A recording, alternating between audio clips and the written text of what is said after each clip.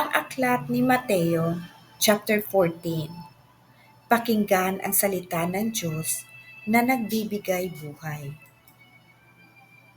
Ang pagkamatay ni Juan na tagapagbautismo. Ang balita tungkol kay Jesus ay nakarating kay Herodes na gobernador ng Galilea. Kaya't nasabi niya sa kanyang mga lingkod, si Juan na tagapagbautismo iyon. Siya'y muling nabuhay kaya't nakagagawa ng mga himala. Itong si Herodes ang nagpahuli kay Juan. Ipinagapos niya ito at ipinabilanggo dahil kay Herodias na asawa ng kapatid niyang si Felipe. Sapagkat sinasabi ni Juan kay Herodes, bawal na magsama kayo ng asawa ng iyong kapatid.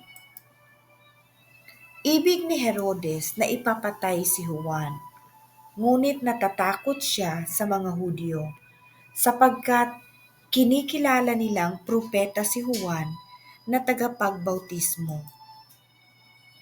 Nang sumapit ang kaarawan ni Herodes, sumayaw ang anak na babae ni Herodias sa harap ng mga panauhin.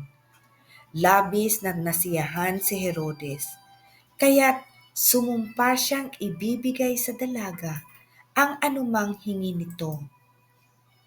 Sa udyok ng kanyang ina, sinabi ng dalaga sa hari, ibigay po ninyo sa akin ngayon din sa isang pinggan ang ulo ni Juan na tagapagbautismo. Malungkot ang hari, ngunit dahil sa kanyang pangakong narinig ng mga panauhin, iniutos niya na ibigay sa dalaga ang hiningi nito. Kaya't pinapugutan niya si Juan sa bilangguan. Inilagay ang ulo sa isang pinggan at ibinigay ito sa dalaga. Dinala naman ito ng dalaga sa kanyang ina. Dumating ang mga alagad ni Juan, kinuha ang kanyang bangkay at inilibing. Pagkatapos, ibinalita nila kay Jesus ang nangyari. Ang himalang pagpapakain sa 5,000. Nang marinig ni Jesus ang pagkamatay ni Juan, sumakay siya sa isang bangka at pumunta sa isang lugar na walang tao. Ngunit nang mabalitaan naman iyon ng mga tao, sila'y naglakad papalabas sa kanilang bayan at sinundan si Jesus.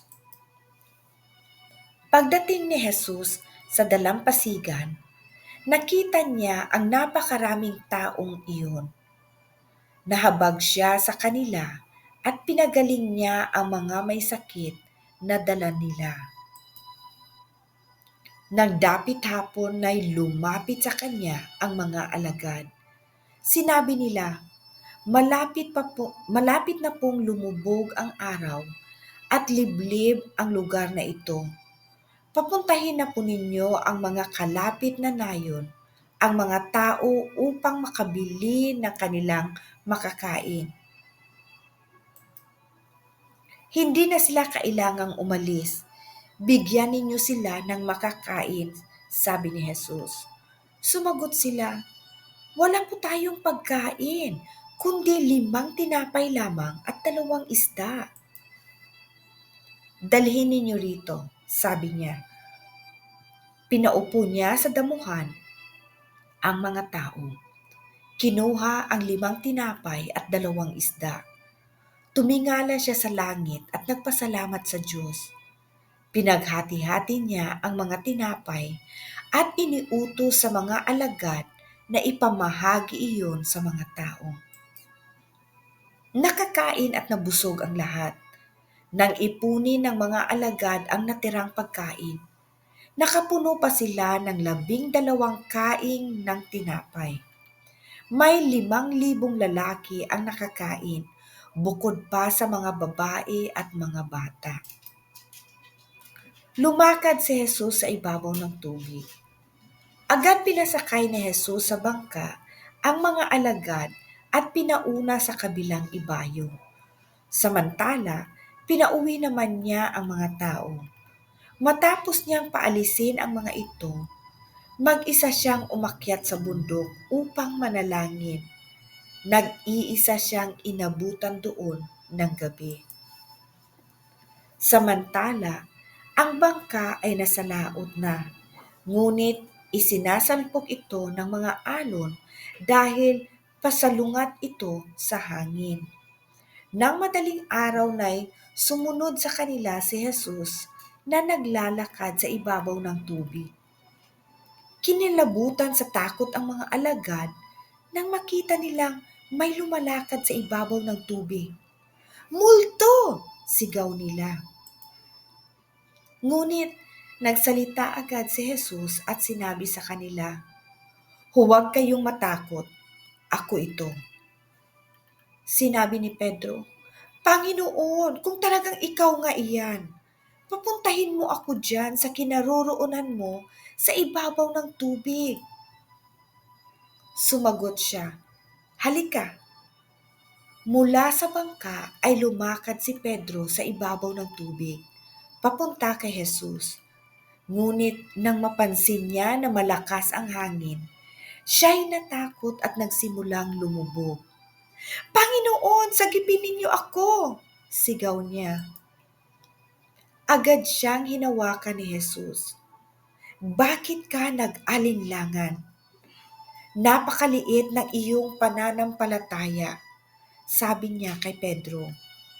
Pagkasakay nila sa bangka, tumigil ang hangin at sinamba siya ng mga nasa bangka. "Tunay nga pong kayo ang anak ng Diyos," sabi nila. Pinagaling ni Jesus ang mga may sakit sa Genesaret. Tumawid sila ng lawa at dumating sila sa baybayin ng Genesaret. Si Jesus ay nakilala ng mga taga roon at agad nilang ipinamalita ang kanyang pagdating. Kaya't dinala ng mga tao ang lahat ng may sakit sa buong lupaing iyon. Hiniling nila kay Jesus na mahawakan man lamang ng mga may sakit ang laylayan ng kanyang damit at ang lahat ay gumawa nito ay nagsigaling. God bless you po. Tandaan natin, darating na po si Jesus. Humingi po tayo ng kapatawaran sa lahat ng ating mga kasalanan.